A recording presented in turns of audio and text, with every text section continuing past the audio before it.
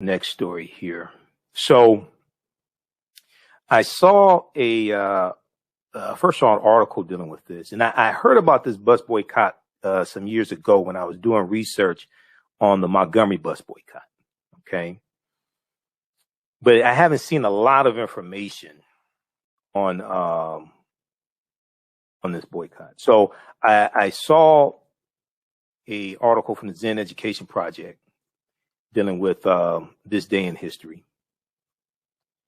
And it deals with the Tallahassee bus boycott. It started May 26, 1956. May 26, 1956. So we just commemorated the 65th anniversary of the Tallahassee bus boycott. Now, this boycott lasted 7 months and is going to change the small city of Tallahassee, Florida. At the time, it had a population of 38,000. It's going to change the city forever.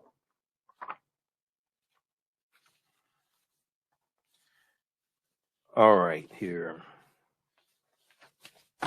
Just a second. So it's going to change the city forever. And you have college students from Florida A&M who are heavily involved in the bus boycott, leading the bus boycott. So there's also an article from Tallahassee.com. Tallahassee.com. I want to pull that up as well. It's an extensive article. This one is from May 23rd, 2016. From Tallahassee.com. I was reading today to get more background information on this story.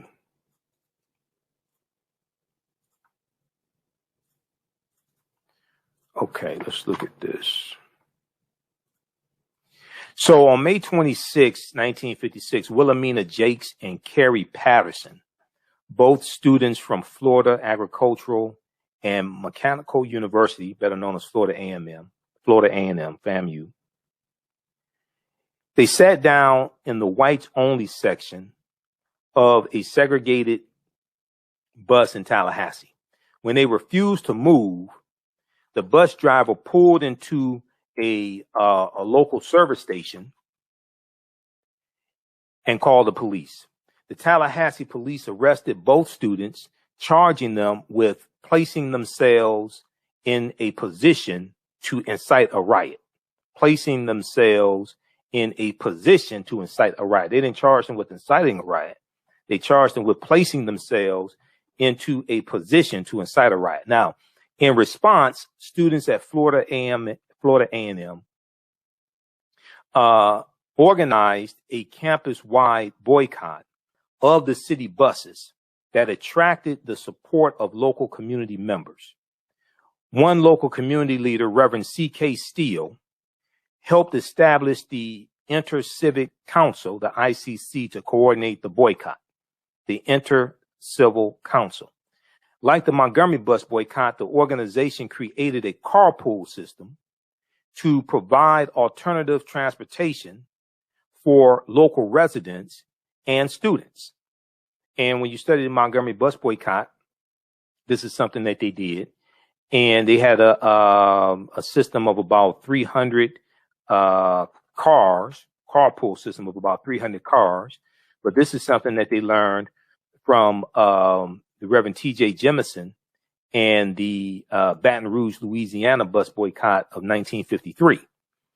Okay, the Baton Rouge, Louisiana bus boycott of 1953, led by the Reverend T.J. Jemison, and that boycott lasted 8 days. That boycott lasted 8 days, and it served as a template for the Montgomery bus boycott. So Dr. King and E.D. Nixon, who was a past president of the NAACP, they're calling the Reverend T.J. Jemison for guidance on how to navigate with the Montgomery bus boycott. And then the Montgomery bus boycott, which is taking place at the same time as the one in Tallahassee, they are inspired, those in Tallahassee, Carrie and Wilhelmina Jakes and Carrie Patterson, they are inspired by the Montgomery bus boycott, which is taking place at the same time. So let me go back to this here. All right. So like the Montgomery bus boycott, the organization created a carpool system, the ICC, the Inter-Civic Council. They created a carpool system to provide alternative transportation for local residents and students. Even with much harassment from local police, students and the local community sustained the boycott through December 1956, when the U.S. Supreme Court issued its ruling in a case that originated from the Montgomery bus boycott. Shortly thereafter, Steele and other local leaders boarded the segregated buses and sat in seats reserved for whites without being ordered to leave. A month later, the city repealed the segregated seating ordinance. Okay, and when you read about this, and there's a big article from, it's like 6 pages because I printed it out. It's a big article from Tallahassee.com from May 23rd, 2016. The ride to equality started 60 years ago. They also have one from September. There's a couple of articles I was looking at that Tallahassee.com has. The ride to equality started 60 years ago. I want to go to this clip here that they have that gives more background information. But in 1956, it was the law in Tallahassee, then, which at the time it was a small city. Tallahassee, Florida was a small city of 38,000 people. It was a law at the time. Segregation was the law at the time, okay, in the city and on buses. 1/3 of the population of the 38,000 people, 1/3 were African Americans, and they were confined to menial jobs or professional positions within the African American community. Okay, let's go to this clip here. Okay, hold on, let me skip this. University students Carrie Patterson and Just a second. On May 26, 1956, 2 Florida A&M University students Carrie Patterson and Wilhelmina Jakes boarded a Tallahassee city bus and sat down in a front seat beside a white woman. The bus driver ordered the 2 black students to the back of the bus. When they refused, the 2 women were arrested, kicking off the Tallahassee bus boycott. The boycott lasted for 7 months. It led to the hiring of black bus drivers and integrated seating on Tallahassee public transportation. It led to more than a decade of civil rights protests that shattered the wall of Tallahassee racial segregation. This Thursday, Tallahassee will celebrate the 60th anniversary of the bus boycott. I think the bus boycott necessary force bring attention to the issue. Also to pull the people together one time from all walks of life, from all professions and different roles and even religious connections. But it also prompted many of the more progressive or liberal minds to get together and deal with some of the issues in a way in which they had not been dealt with before. I think that's the important thing, mostly about the movement of the boycotts. Also, the fact that the boycotts prove that something could change, something could happen. One of the chief figures of the Tallahassee bus boycott was Henry Steele's father, the Reverend C.K. Steele, who led the Inter-Civic Council and went on to help found the Southern Christian Leadership Conference and become one of the icons of the civil rights movement. I think my dad was the person for that time here in Tallahassee. He was well connected across the country with ministers and leaders cross denominational lines. He was one of the most outstanding preachers, I think, one would ever hear. He was charismatic. He was humble, though very forceful and consistent, as well as persistent. Yet hundreds of Tallahassee's black residents were active in the boycott, and it was their solidarity that changed the fabric of Tallahassee. Well, the bus boycott was so important because Tallahassee was not a civilized place to live at that time. And since the boycott, it was somewhat like washing your dirty clothes. We had to wash out the dirt. Now the city is developing into a civilized place to live. Not completely yet, but it's coming. This is Gerald Ansley for the Tallahassee Democrat, Tallahassee.com. Okay, so that is the last person you heard that participated in the bus boycott. That was Eddie Barrington. And then before him, you heard Reverend C.K. Steele's son talking about his father and talking about the Tallahassee bus boycott of 1956. This is a picture here that we have. This is a picture. Inter-Civic Council leaders wait outside City Hall in Tallahassee, Florida on October 17, 1956 for the start of their trial on charges of on the charges of operating illegal carpool to transport African Americans, boycotting buses and segregated seating protests. Okay. So what happened is, so here you have leaders from the Inter-Civic Council. When you study the Montgomery bus boycott, they set up the carpool system. They get the idea from the carpool system from Reverend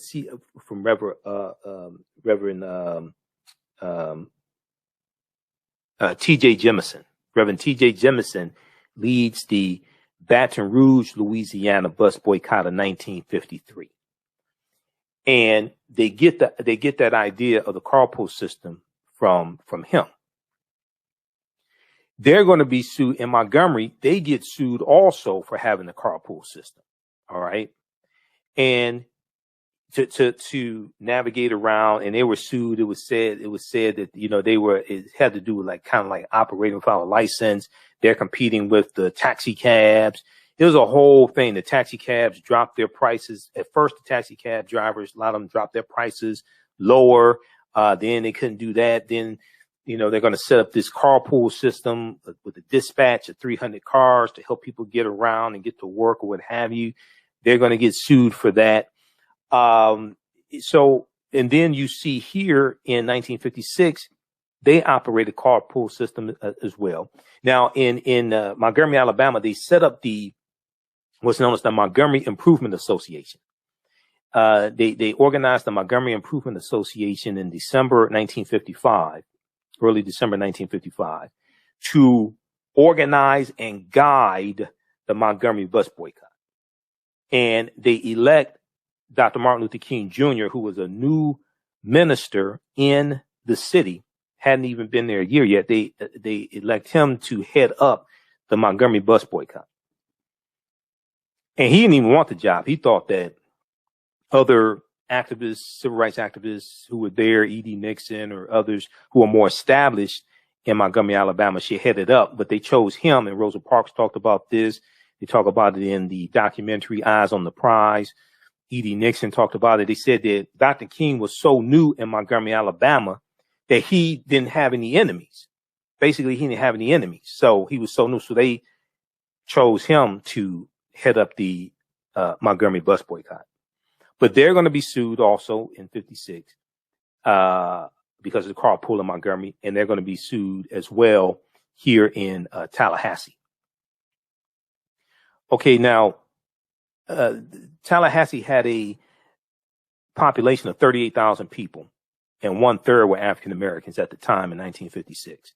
And African Americans were confined to menial jobs or professional positions in the African American community. African Americans could not eat in most white-owned restaurants. They could not shop at most white-owned stores. Public water fountains were labeled for whites only and colored only. On May 26, 1956, 2 Florida A&M students changed the course of history. Wilhelmina Jakes and Carrie Patterson boarded a Tallahassee city bus on South Adams Street and plopped down on a front bench beside a white woman. The bus driver ordered them to move to the back of the bus. When the 2 students refused to do so, the driver drove to a nearby gas station and called the police. Okay, so we know Jakes and Patterson were both arrested. Within days, the African American community had inaugurated the bus boycott. For 7 months, the bus company's main customers refused to ride city buses. Okay, for 7 months, the bus company's main customers refused to ride city buses.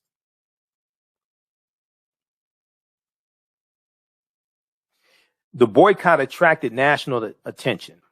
It led to the arrest of 26 people and 2 temporary shutdowns of the bus company.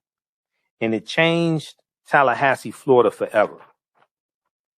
Now, Glenda Rabby, R-A-B-B-Y, author of the book, The Pain and the Promise, The Pain and the Promise, which is the seminal book about the Tallahassee civil rights movement.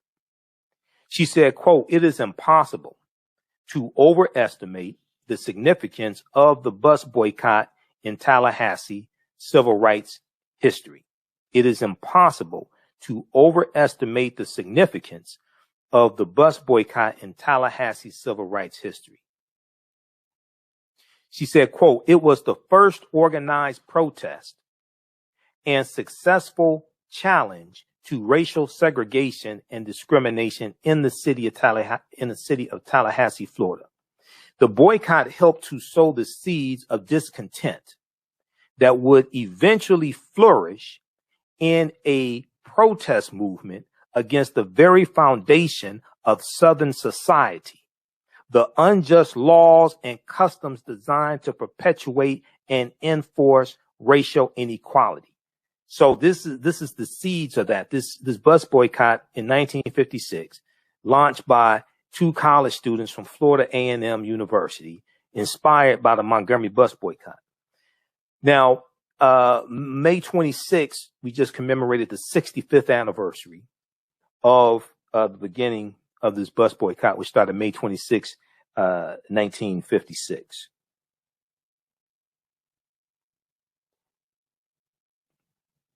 So the 1956 bus boycott was initiated by Florida A&M students, Wilhelmina Jakes and Carrie Patterson.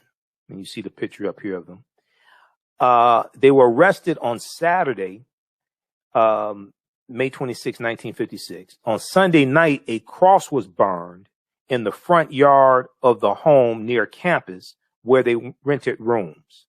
On Monday morning, Florida A&M student body president Brodus Hartley, Hartley, Brodus Hartley, called a meeting of the 2,300 students who voted to boycott city buses. So here you have Florida A&M students engaged, entrenched in this economic boycott. He called a meeting of the 2,300 Florida A&M students who voted to boycott the city buses. Students spilled out of Lee Hall. Afterward, just as the city bus was coming through campus, the students surrounded the bus and demanded passengers get off. Members of the football team lifted up one side of the bus and, quote, literally shook people out of there, end quote, said Humphreys, the future Florida A&M president, who was then a junior chemistry major. He said, quote, "The student body was very upset," end quote. So the Florida A&M football team is lifting up one side of the bus, literally shaking people out of the bus. You have students who come out of Lee Hall and they see people on the bus while this bus boycott is taking place, and they're furious and they're surrounding the bus. But only a week remained in the school year, at a time when college students departed Tallahassee, Florida en masse during the summers. So the bus boycott could have fizzled out. But the next day, several dozen African-American pastors and businessmen met at Bethel Missionary Baptist Church to form the Inter-Civic Council, the ICC, the Inter-Civic Council, to support the bus boycott. The group elected Bethel Baptist pastor C.K. Steele, S-T-E-E-L-E, as ICC chairman. And you heard his son in the clip we just played. The next night, more than 500 African-American residents, including domestic workers, laborers, housewives, senior citizens, Florida A&M employees, and state workers, all met in support of the ICC, the Inter-Civic Council, and they crafted 3 demands for city leaders. They wanted bus seating should be first come, first serve. All people should be treated courteously, and the bus should hire African-American bus drivers. It would be the ICC and the African-American adults of Tallahassee, Florida, who carried the bus boycott. Retired Pastor Henry Steele, second of Reverend C.K. Steele's 6 children, Henry Steele was 12 years old at the time of this bus boycott. He said, quote, "I was amazed and gratified by the big response. We saw people from all walks of life come together on this bus situation." He said, nobody complained it shouldn't be done or couldn't be done. Okay. And Henry Steele was in the clip that you heard. Now, the city dropped charges against Jakes and Patterson, Wilhelmina Jakes and Carrie Patterson. The city dropped charges against them, hoping to avoid a test case in the courts. Tallahassee Democrat, the newspaper Tallahassee Democrat, and this article is from the Tallahassee Democrat. Tallahassee Democrat newspaper editor Malcolm Johnson assembled a biracial committee in hopes of defusing the boycott. But the committee dissolved when 14 members of the ICC showed up to protest. Okay. The Inter-Civic Council, the ICC, the Inter-Civic Council. Now, the Tallahassee City Commission tried to broker a deal with 15 quote unquote friendly black leaders, including legendary Florida A&M University football coach Jake Gaither, a gesture that earned contempt in the African-American community. The city commission did ask the bus company to treat all customers courteously and hire African-American drivers. Now, Seth Gaines, David Moore, and Edgar Richardson were the first 3 African-American drivers hired. Seth Gaines, David Moore, and Edgar Richardson. But the city commission refused to endorse integrated seating on the buses. City leaders were convinced integrating seating on the buses would lead to school integration, which had been ordered by the U.S. Supreme Court 2 years earlier, Brown versus Board of Education, U.S. Supreme Court case 1954. So they didn't want to integrate, they didn't want to desegregate schools in Tallahassee. And they said, if you desegregate the buses, then next thing you know, these Negroes going to want to desegregate the schools. But even though the law was upheld by the U.S. Supreme Court, okay, and desegregation was struck down, I should say, by the U.S. Supreme Court, okay, they didn't want to follow the highest court in the land. So the city commission refused to endorse integrated seating on the buses in Tallahassee, Florida. City leaders were convinced integrated seating on the buses would lead to school integration, Next thing you know, these Negroes are going to want equality. We can't do that. We can't desegregate the bus. Next thing you're going to know, they're going to want equality. They're going to want the same thing that white people have. How dare they? Now, the U.S. Supreme Court had struck down desegregation in schools 2 years earlier with Brown versus Board of Education. And this U.S. Supreme Court case offered chaos in Southern society. But now the bus company's revenues dropped precipitously as African-American residents refused to ride on the bus. On July 1st, 1956, the buses stopped running entirely. Henry Steele, son of Reverend C.K. Steele, said, quote, "It was so good to see the solidarity of everyone," end quote. When the buses quit running, it was unbelievable. It was a very good sign we were making inroads. It was a very good sign we were making inroads. This is an economic boycott that lasted 7 months. The Montgomery bus boycott lasted 381 days. It lasted basically 12, 13 months, 381 days, the Montgomery bus boycott. The Tuskegee economic boycott of 1957, Tuskegee, Alabama economic boycott of 1957 lasted 4 years. That lasted to 1961. That one's not even talked about a lot. That lasted 4 times as long as the Montgomery bus boycott, the one in Tuskegee, Alabama. That was over voting rights because the state legislature had redrawn the district of Tuskegee, Alabama to that. And when they redrew the district through gerrymandering, it resembled a 26-sided salamander. I ain't making this up. This is it. They redrew the district and it resembled a 26-sided salamander. When you research this, because I have, this is what they said. And they redrew the state legislature, redrew the district in a way that locked out all except, I think, about 400. It locked out all except 400 African-American voters. And it brought in all these white voters into this district. Okay. And this was at a time when African Americans in Tuskegee, Alabama had a higher literacy rate than white people in Tuskegee, Alabama because of Tuskegee Institute.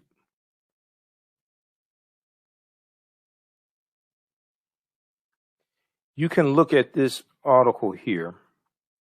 I've talked about this before. I talked about this actually a few years ago on Wake Up with Steve Hood when I used to be on the morning show here in Detroit on 9:10 a.m. the Superstation WFDF.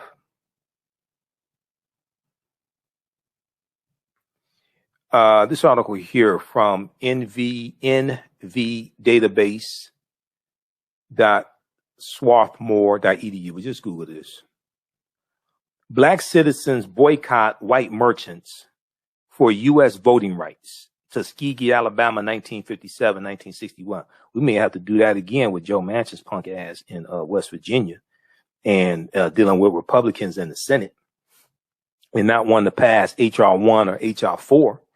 We may have to go, we may have to Sankofa and go back and look and see how we dealt with these people before and redistribute the pain through targeted, sustained economic withdrawal strategies and put pressure on corporations like they were doing the past few weeks dealing with the voter restriction bills in Georgia and other states.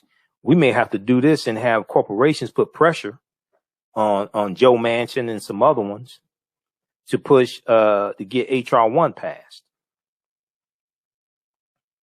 How's everybody doing? Share this broadcast on your social media platforms. Invite your friends to tune in.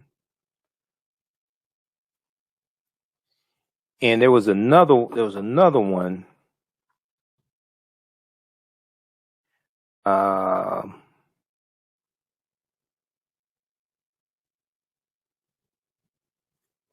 Will this one come up? This article come up here? It's one from the New York Times.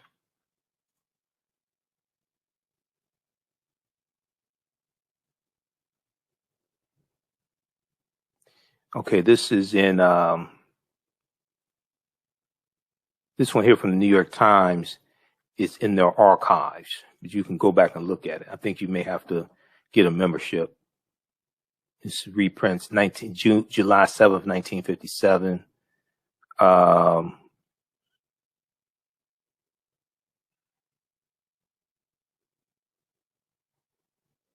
Is this the same one? Tuskegee, Alabama, June, 2-week-old Negro economic boycott. Okay, I think this may be part of it. I think they started the boycott back up. I'm not sure if this is the same one. I think it is. Negroes stopping Alabama boycott. Leader of Tuskegee economic strike says aim is achieved, but redistribution is set. I think that was premature because this one lasted 4 years. This boycott lasted 4 years. Let me see here.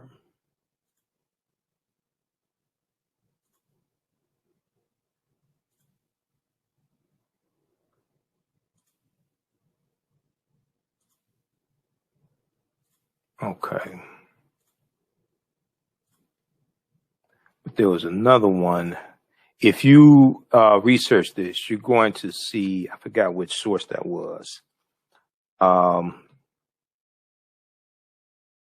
it talked about, and actually, there was a documentary made on the, let me see, hold on, let me get this straight. Okay. I'm thinking of there was a documentary of the 1953 Baton Rouge, Louisiana bus boycott. There's a documentary made about that. I watched that documentary. But there was a video of an interview with a member of the state legislature in Tuskegee, Alabama, who engineered the gerrymandering. Here we go. This one right here. I think this is here. This has it in here. Civil rights in America, racial voting.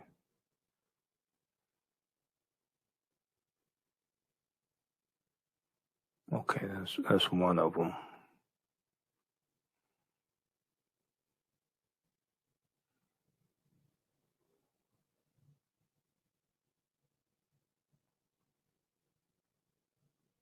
Let's see, where is that? Well, you just search some of these sources here, you'll find it. I have to go look and see, because I have some of these articles printed up. I have to go look and see which one had that information in it. All right, but anyway, let's continue. All right, how's everybody doing? How you all like this type of information?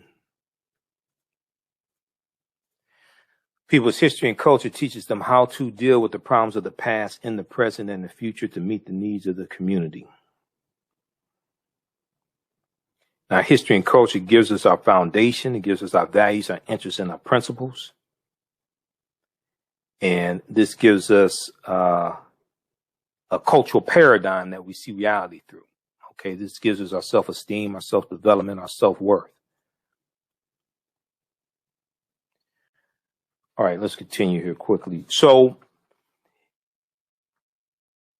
bus revenues dropped precipitously as African-American residents refused to ride on the buses. Now, on July 1st, the buses stopped running entirely. Henry Steele, son of the Reverend C.K. Steele, said, "It was so good to see the solidarity of everyone. When the buses quit running, it was unbelievable. It was a very good sign we were making inroads," end quote. Now, to fill the transportation void, the ICC organized carpools with 65 African Americans carrying African Americans to and from their jobs. Okay, so they had 65 African Americans driving, carrying people to and from their jobs. City police responded by ticketing drivers for minor and imagined infractions. Reverend C.K. Steele was the first driver ticketed, charged with supposedly running a stop sign and speeding. the city commission threatened to pass a law banning the carpools. The city commission threatened to pass a law banning the carpools. Instead, the state attorney general ruled that carpools were violating state laws about cars for hire.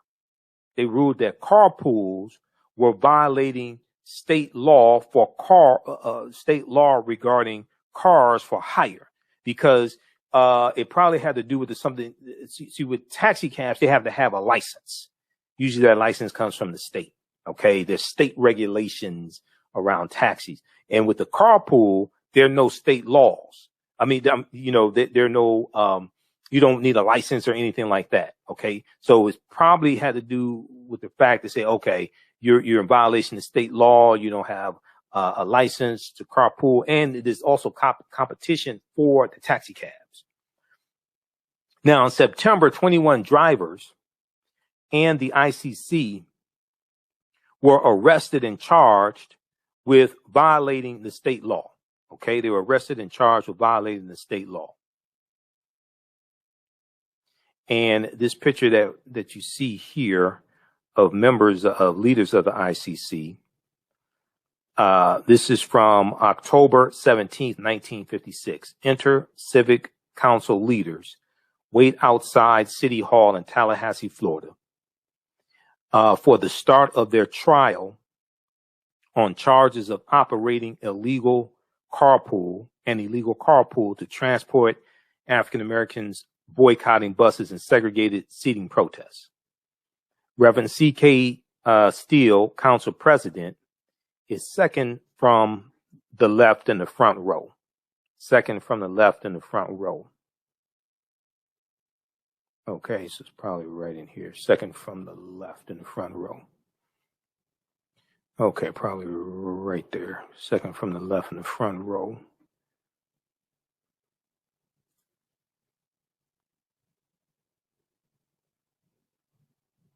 Now, in September, 21 drivers in the ICC were arrested and charged with violating state law. After their trial, all 22 parties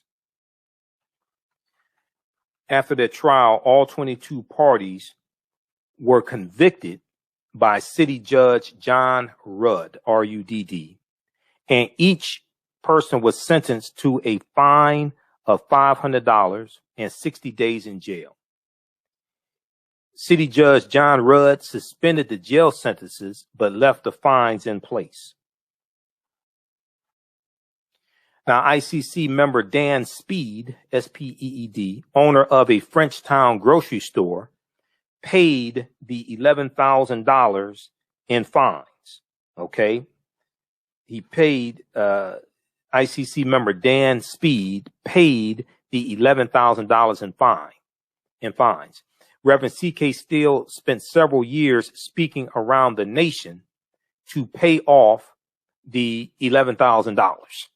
Okay. So, you know, you have to have, I remember before, Andrew Young, talking about the civil rights movement, the boycotts and the marches and things like this. And he said that, he said even Dr. King said this. He said, we don't want everybody marching with us because somebody's going to have to bail us out of jail. Okay. We don't want everybody marching with us because somebody's going to have to bail us out of jail. And this is one of the reasons why, it's important to have economic empowerment, important to have businesses, because you're going to need money to finance these movements. And you needed people to bail people out of jail. Okay. You need African-American business owners and things like this and entertainers to donate money to bail people out of jail.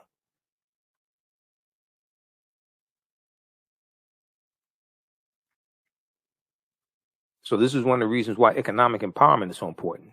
Yes, to hire our own people and all that stuff, but to finance movements as well. Now, the convictions ended the carpools and eventually the boycott. The evictions ended the carpools and eventually the boycott. For a while, African Americans walked to and from their jobs.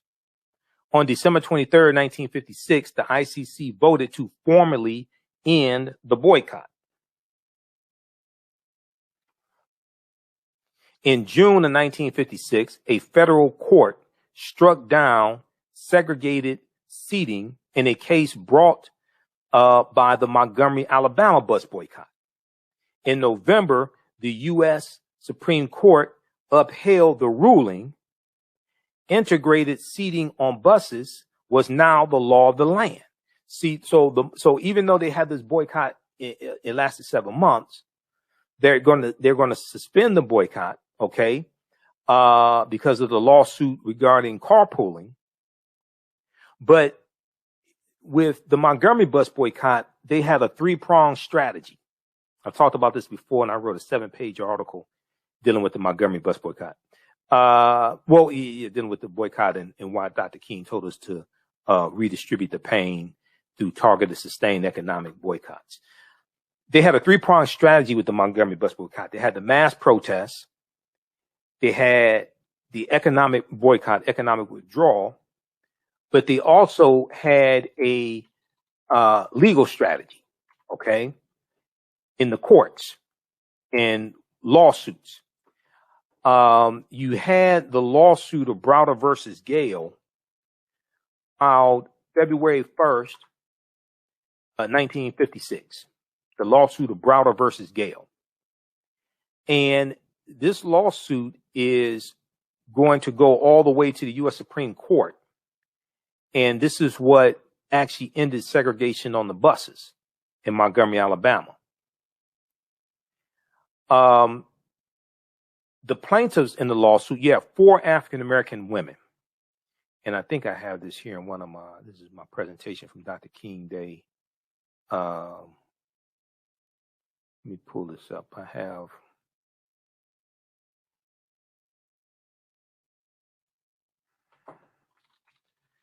have this slide in one of my presentations here. So the plaintiffs in the case were 4 African-American women. Aurelia S. Browder, Claudette Colvin, who 9 months before Rosa Parks refused to give up her seat, Susie McDonald, and Mary Louise Smith. Okay, you had 4 African-American women who were the plaintiffs in the lawsuit. And they sued the mayor of Montgomery, Alabama, Mayor William A. Gale, Gayle, Mayor William A. Gale. They sued the Montgomery Bus Lines, Inc., the Montgomery Bus Company. They sued all these people. They sued the chief of police, city council. And this lawsuit goes all the way to the U.S. Supreme Court. It's going to be appealed. And then in December, right around December 20th, the final verdict comes down that segregation on the buses is unconstitutional. All right. And this is what's going to end. When that verdict came down, they're going to Montgomery Improvement Association ends the Montgomery bus boycott. Contrary to popular belief, they didn't put the bus company out of business. Bus company lost a lot of money, but they didn't put the bus company out of business or anything like that. The lawsuit was filed February 1st, 1956 by attorney Fred Gray and Charles D. Langford. Now, attorney Fred Gray is going to be the same attorney who files the lawsuit in about 1973 or so on behalf of the survivors of the Tuskegee experiment of untreated syphilis in the Negro male, also known as the Tuskegee experiment. It's attorney Fred Gray who's going to file the lawsuit on behalf of those survivors and their descendants and get their family and get reparations also. Okay. This lawsuit, February 1st, 1956, this was filed 2 days after white supremacists bombed Dr. King's house. Okay.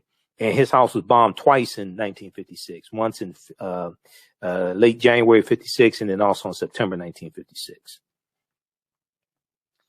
Now, Janetta Reese was also a plaintiff in the case, but outside pressure convinced Janetta Reese to withdraw from the case in February. But you had these African-American women who were plaintiffs in this lawsuit known as Browder versus Gale.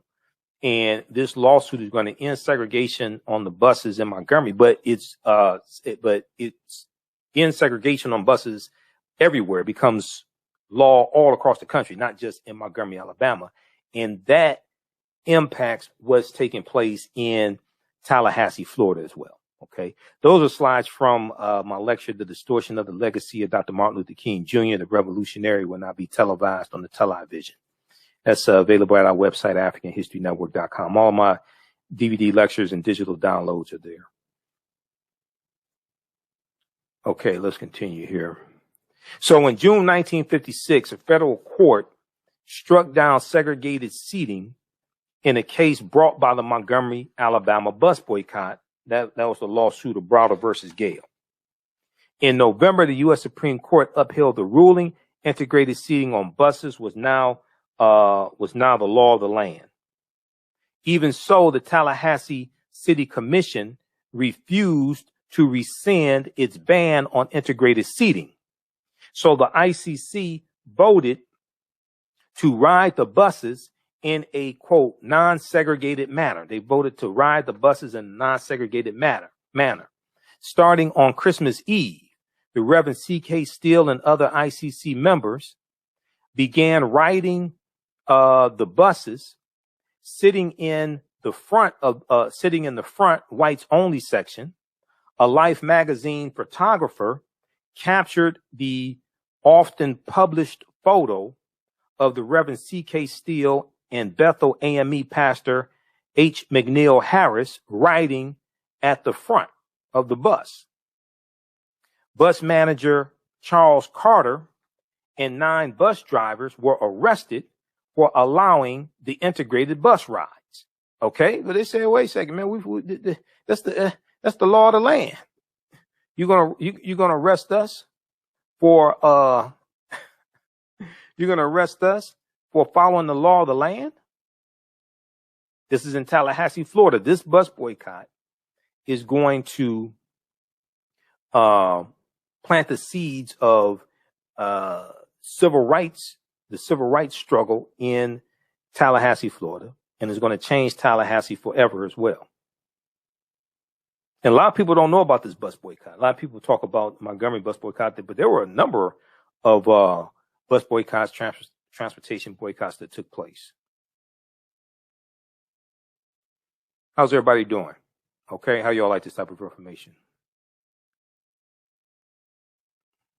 So this is the famous picture here of the Reverend C.K. Steele and Reverend H. McNeil Harris in 1956. This is an iconic photo, riding on the front of a Tallahassee city bus, December 24th, 1956, Christmas Eve, when protesters began riding the buses in a non-segregated manner. They began riding the buses in a non-segregated manner.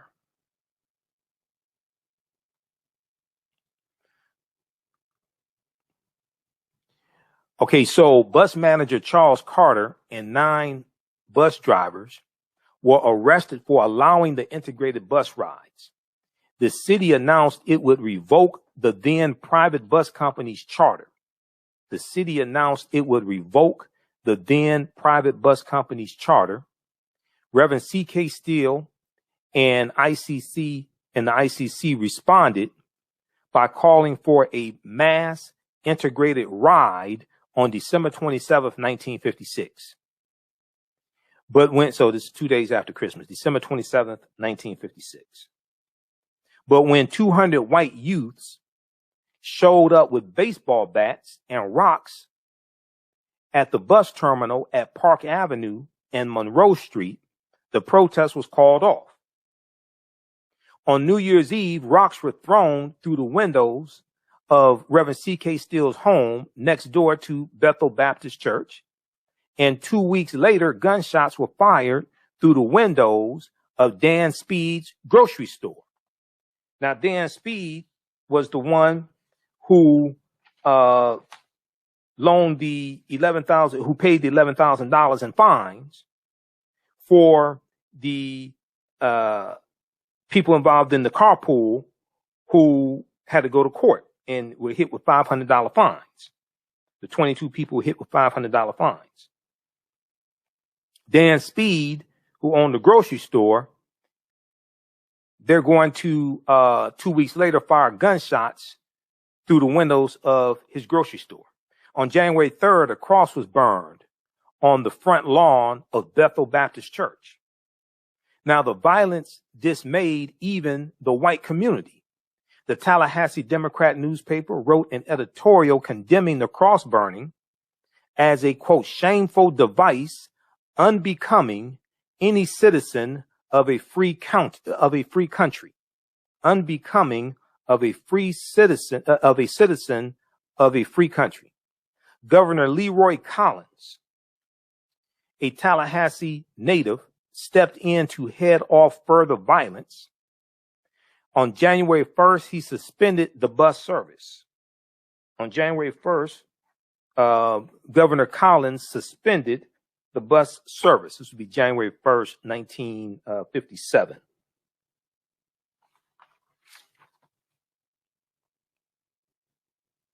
Now, on January 9th, the city commission offered its solution. January 9th, 1957. The city commission offered its solution. Assigned seating on city buses. Drivers were ordered to assign seats to every rider based on weight distribution, health and safety, and peace, tranquility, and good order. The drivers were ordered to assign seats to every rider based on weight distribution, health and safety, and peace, tranquility, and good order. Though the policy was designed to still separate bus riders based on race, it made no mention of segregated seating. Okay, it made no mention of segregated seating.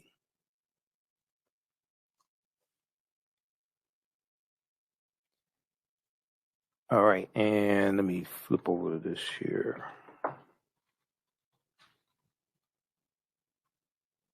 A second here. All right. All right. So here you have Reverend C.K. Steele and Reverend Harris, December 24th, Christmas Eve, riding on the bus in a non-segregated manner. And this is Wilhelmina and Carrie. They were the ones who launched this bus boycott. Two Florida A&M students, May 26, 1956.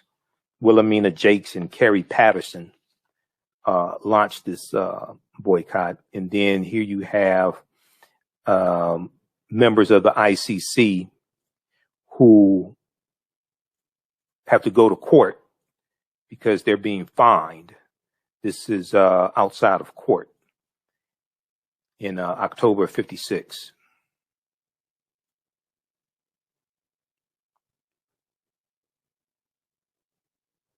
So you're going to have Governor Leroy Collins of Tallahassee, of Florida, governor of Florida. He stepped in to head off further violence. On January 1st, 1957, he suspended the bus service. Now, the January 9th, the city commission offered a solution to assign seating on city buses. The policy satisfied Governor Collins, who lifted the ban on the buses, but African Americans continued their unofficial boycott, and the buses operated half full for a week. Now, on January 19th, 1957, the ICC tried a new tactic. 3 African-American Florida A&M University students and 3 white Florida State University students boarded a bus and took their assigned seats. Once the bus began moving, one student named Joe Spagna, S-P-A-G-N-A, jumped up and traded seats with one of the black students, creating 2 interracial groups of riders. When Joe Spagna refused to return to his seat, The driver drove the bus to the police station. All right. So they're still focused on breaking the back of segregation in Tallahassee. They're still focused on breaking the back of segregation in Tallahassee. Now, when Joe Spagna refused to return to his seat, the driver drove the bus to the police station, where Joe Spagna and his two African-American companions, Leonard Speed and Johnny Herndon, were arrested. Now, Judge John Rudd found all three of them guilty, sentencing each to 60 days in jail and a $500 fine. The case was appealed all the way to the U.S. Supreme Court, which refused to hear the case. In June of 1958, Herndon and Speed served 15 days of their sentences before Judge Rudd released them. Joe Spagna, the only white person arrested during the boycott, had already graduated and left Tallahassee, Florida. Under pressure, so he was the only white person arrested. Let me see. Guilty, sentencing each to 60 days. Okay. Case was okay. Under pressure from a Governor Collins appointed biracial committee, the bus company was allowed to gradually rescind its assigned seating program. Okay, under pressure from a Governor Collins appointed biracial committee, the bus company was allowed to gradually rescind its assigned seating program. African Americans began returning to the buses. Though the assigned seating ordinance was never officially repealed, it was considered wiped from the books when the bus company was sold to the city in 1974. Now, here are here's a picture of David Moore, and David Moore he's one of the first African American bus drivers there in Tallahassee, Florida. Let me pull this up here.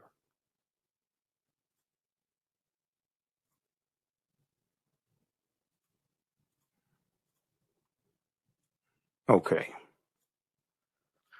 So David Moore was one of the first African American bus drivers in Tallahassee, Florida. He was one of the first two African American bus drivers hired by City's Transit Company. And you see him behind the wheel. He sits at the wheel as Tallahassee buses resumed operation August 2nd, 1956 in Tallahassee after a month suspension caused by the boycott. Willie C. Wilson, a driver trainee, sits behind David Moore. So you see these two African-American men. Willie C. Wilson, who's a bus driver trainee, is sitting behind bus driver David Moore.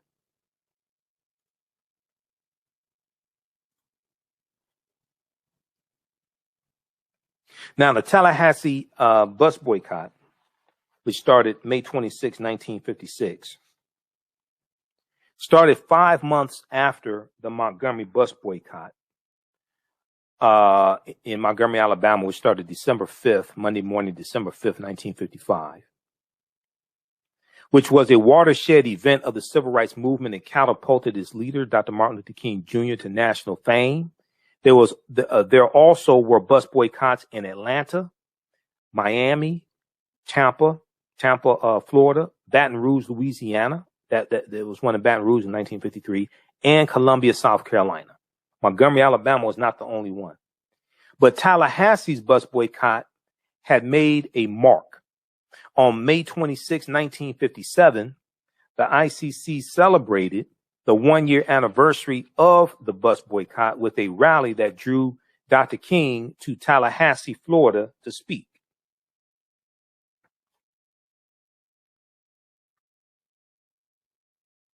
Now, Tallahassee's boycott was sustained without the considerable outside financial and moral support that poured into the more famous Montgomery bus boycott. It proved that local blacks in other Southern communities could sustain an indigenous and ongoing protest movement against segregation.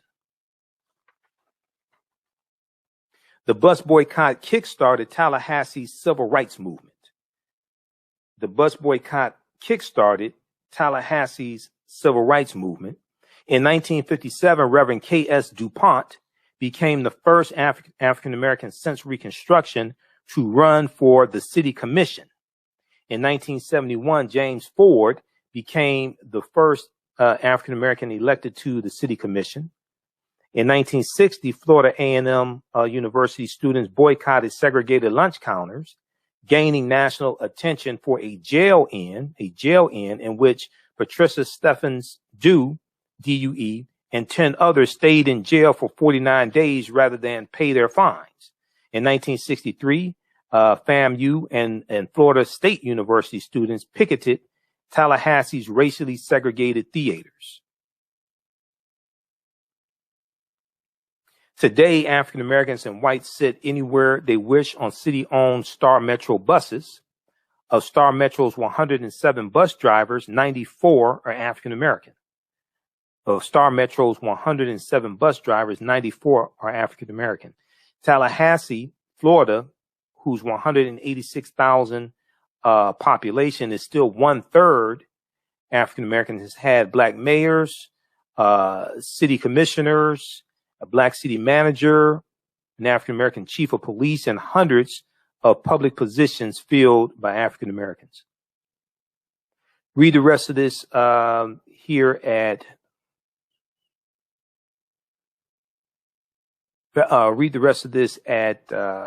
TallahasseeDemocrat.com or Tallahassee.com. It's an extensive article here. As I printed it up, it's 6 pages. Name of this article, once again, is The Ride to Equality Started Years Ago. The Ride to Equality started years ago. Okay, this is about the Tallahassee bus boycott of 1956.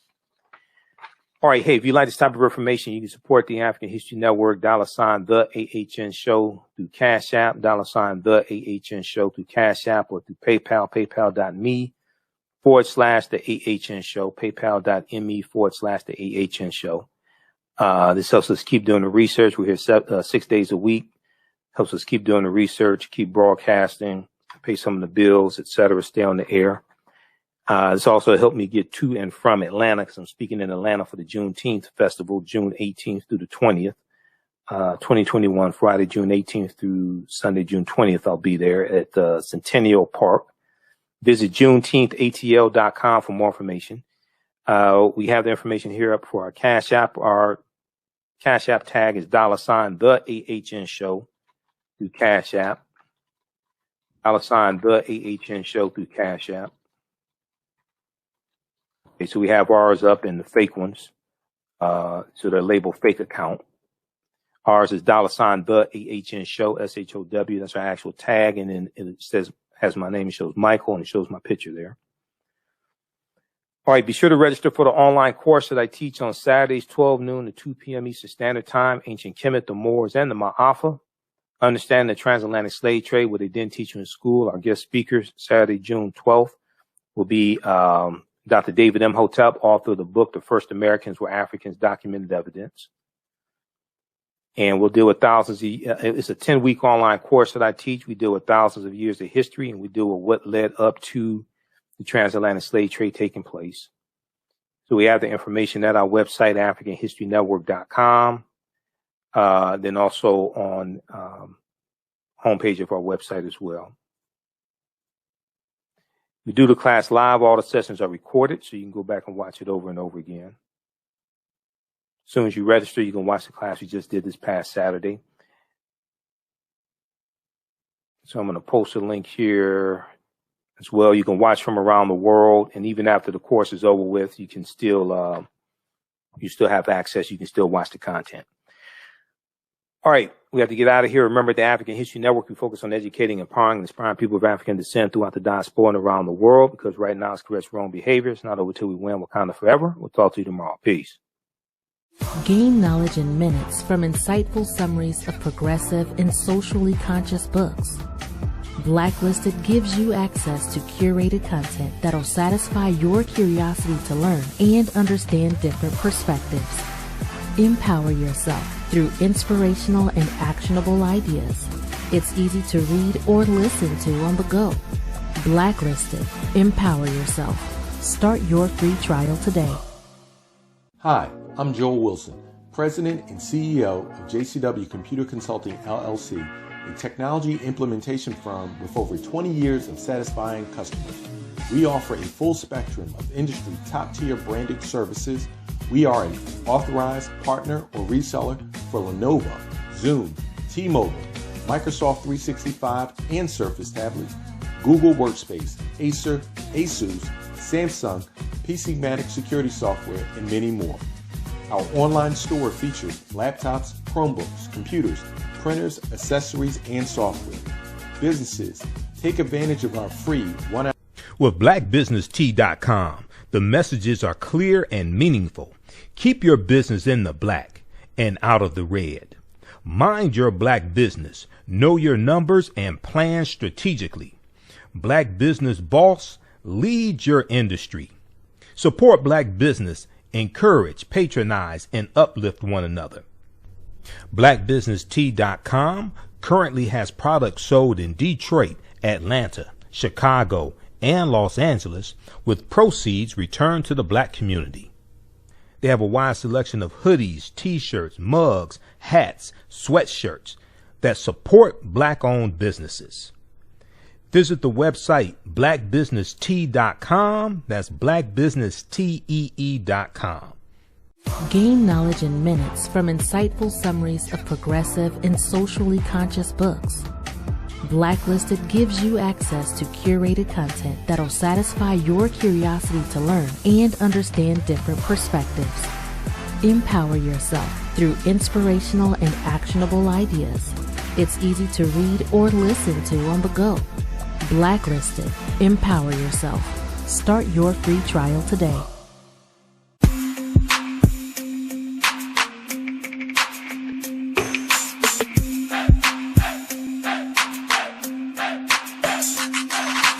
Are you getting ready for fall or winter? We have the solution for all seasonal clothing needs. Comedicwear.com is the go-to online source for Comedic African fashion and lifestyle products with a contemporary twist.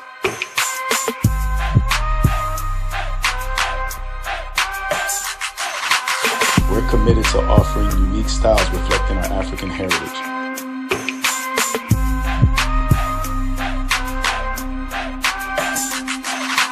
Comedicwear.com is inspired by ComedicScribes.com to influence our people in learning and showing pride.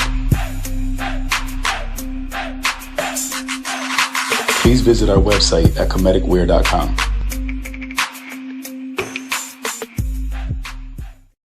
We all know the cannabis industry is headed toward an uprise in the past decade. What happens when there is a brand that brings this uprise in a blow? The cannabis industry welcomes her uprise. Hustle her hemp. Delivering excellence with pride is her watchword, and how you choose to embrace it makes it a priority. From cultivating rich cannabis into exquisite and tastefully finished CBD products to delivery, Hustle Her Hemp leaves no stone unturned. Hustle Her Hemp's mission is to empower women of color by building business and creating legacies, uniting beauty, health, and business. We are a pure definition of how we want the CBD industry to become in the future. While we are redefining innovation, we bring the same energy to improving the quality of life. Hustle Her Hemp is the new uprise.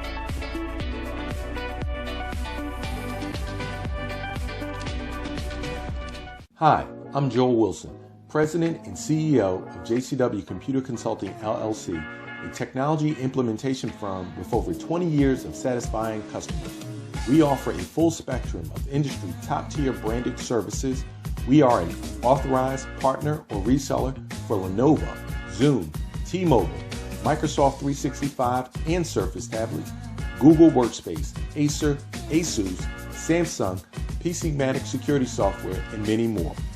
Our online store features laptops, Chromebooks, computers, printers, accessories, and software. Businesses, take advantage of our free 1-hour Zoom tech consultation and know we offer top nationwide high-speed internet service providers, voice over IP, and cellular phone services. Home users, don't miss our current in-stock Chromebook inventory. Please visit us at jcwcc.com or call 215-879-6600.